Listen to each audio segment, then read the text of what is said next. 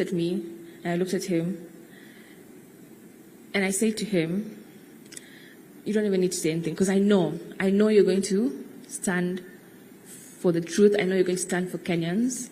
I said to him in 2017, I was selfish. I asked you to resign for me. But in 2020, this for you, I know you need to do it for the country. You need to do it for the country.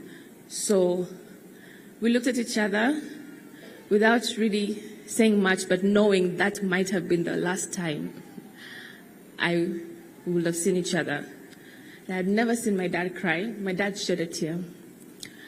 So I said bye to him, and I said, whatever it is, we will stand by you. And I hugged him, and I said, you go do your thing. I handed him over his speech, which, by the way, I used to assist him a lot with drafting his speeches. He used to trust us as a family also in manual system and IT stuff as well. So the speech I drafted with him, I handed it over to him. I said, it's a great speech. So all the best. Whatever happens, happens, but we are proud of you either way. He didn't read the speech, by the way, because there was so much chaos at Bomas. But the speech he made was so impactful. He actually came home and he said, he didn't even remember what he said. He actually did not, because it was in a moment that was him. That was him in his moment. It was such an impactful speech. He came home, he didn't remember what he said. He took off his shoes. He was actually bleeding. He didn't even know he was bleeding. Like, this was just my dad. Get the work done, which he got done.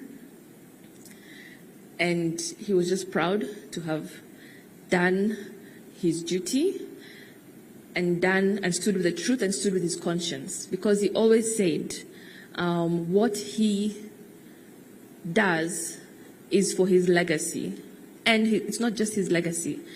It's our name as well. The people whom carry his name, the people who carry his name will live with that. So he was not going to do anything that would endanger our lives. So he stood by the truth, and I'm extremely proud of him for that. I recall telling him after all that if I could just be half of who you are, I think I'll be great. I'll be a successful person. I'll be amazing. And he stopped me and he said, Rachel, you're not going to be half of me. You're going to excel. You're going to be way better than me. You're going to do more than I've ever done.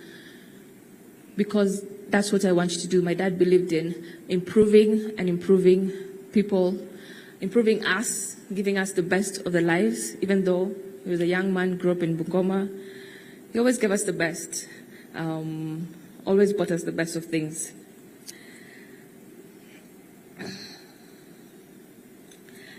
I will miss having you to speak with. I will miss your presence and your hugs. I will miss your witty sense of humor. I will miss discussing the law, politics, and international affairs with you. Allow me to sidetrack for 1 second. My dad used to discuss law, politics quite a lot. 2017, he lost the election. 2007, he lost the election in Sabata, this constituency, formerly known as Sabata. And he had so many things that he was saying. If I was chair, I would have done this. If I was chair, I would have done this. Because he felt like the elections were stolen from him. So when the IBC job was advertised, I recall the first time very few people applied, so I think they did not have enough people to shortlist. So the second time, him, his colleagues, everybody, especially me, kept on saying, this is for you. I kept telling Daddy, remember all those times we've talked about what you would do, how you embrace technology in elections, how you embrace this and that. I know being a judge was where he wanted to go, but even he ended up applying for this, and he got it. So he always used to say I was the one who pushed him into it. I don't think I pushed him. I think He just did what he had to do, and I just encouraged him the way he would have encouraged me to do anything that I wanted to do. You never stopped learning. You were always eager to read another book, another article, attend another course. As soon as my dad's second surgery came up, he was back to reading, because I think at this time he had applied for the Court of Appeal job. He had been back. He started reading law books. There's some he ordered from Amazon, which were delivered to Germany. 2 days after surgery, like he was really back to that, improving himself, how he was going to be a great judge, So he always just wanted to improve himself. I will miss playing golf with you, Daddy. I will miss our weekly Sunday golf days, which are my favorite childhood memories.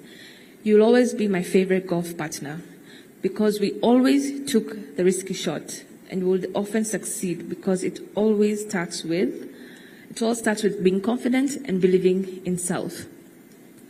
And when we missed the shot, we remained confident in our ability to make a remarkable recovery. Giving up was never an option, never. It did not matter how badly we were, whether we were 5 down.